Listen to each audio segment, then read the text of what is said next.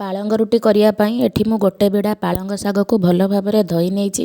ସେଥିରେ କିଛି ଅଦା ଓ କିଛି ଜିରା ମୁଁ ନେଇଛି। ଏ ସବୁକୁ ମିଶାଇ ଆମେ ବାଟି ନେବା। ଏବେ ଯିବା ଆମେ ନେକ୍ସଟ ପ୍ରୋସେସକୁ।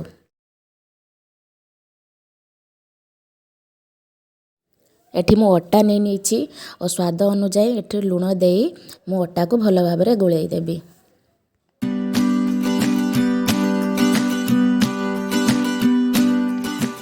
ଏଠି ହାଫ ଚାମଚ ପାଖାପାଖି ଆମେ ଜୁଆଣି ନେବା ଆଉ 2 ହାତରେ ତାକୁ ଘଷି ଅଟାରେ ପକାଇ ଦେବା, ଯାହାଫଳରେ ଅଟାରୁ ଭଲ ବାସ୍ନା ହେବ ଓ ପରଟା ଟେଷ୍ଟି ଲାଗିବ।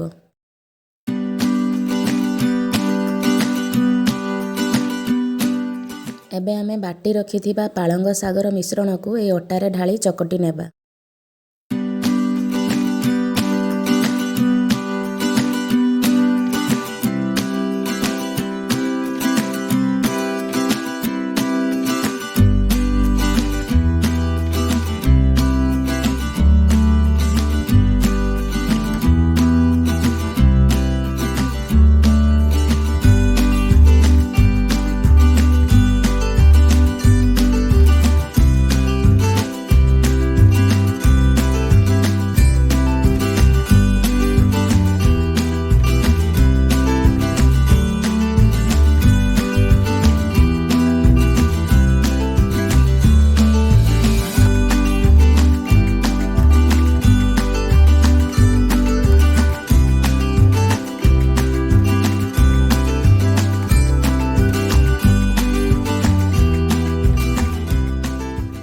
ଏଠି ଆମର ଅଟା ଚକଟା ପ୍ରସ୍ତୁତ ହୋଇଯାଇଛି। ଆମେ ଏବେ ତାର ଗୁଳା କାଟି ନେବା।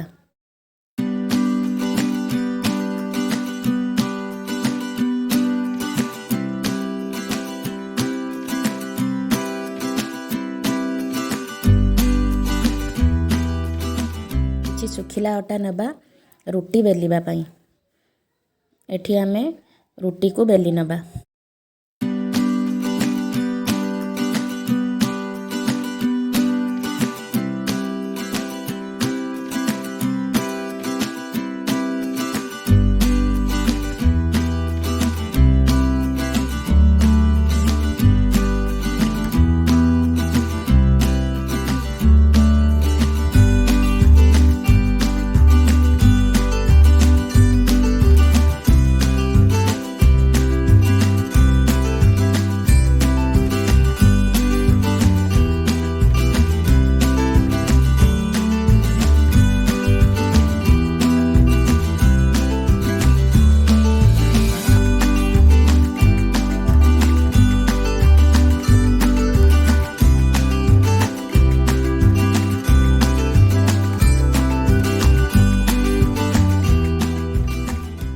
ଏହିପରି ଭାବେ ଆମେ ସବୁ ରୁଟିକୁ ବେଲି ନେବା।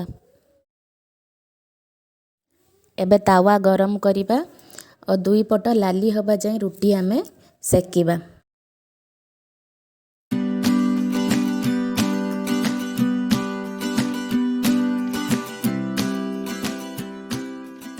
ଅଳ୍ପ କିଛି ଡାଲଡା ଘିଅ ଦେଇଦେବା, ତାପରେ ତାକୁ 2 ପଟରୁ ସେକି ନେବା।